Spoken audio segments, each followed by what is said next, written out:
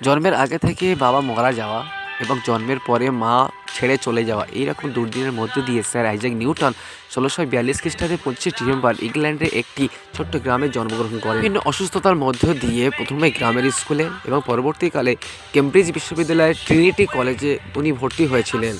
সেখান থেকে একের পর এক আবিষ্কার তাকে আর পিছনে ফিরে তাকাতে হয়নি।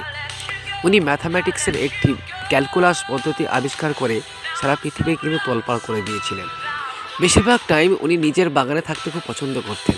এই বাগানে থাকাকালীন একদিন দেখেছিলেন যে আপেল গাছ থেকে একটা আপেল উপর থেকে নিচে পড়ল এবং সেখান থেকে তৈরি হলো মধ্যকরণ শক্তির আবিষ্কারের একটি স্বচ্ছ ধারণা। সাদা আলো যে সাতটি আলোর মিশ্রণ, সেটা একটি কাঁচের প্রিজমের মধ্য দিয়ে পাঠিয়ে উনি কিন্তু প্রমাণ করে দিয়েছিলেন।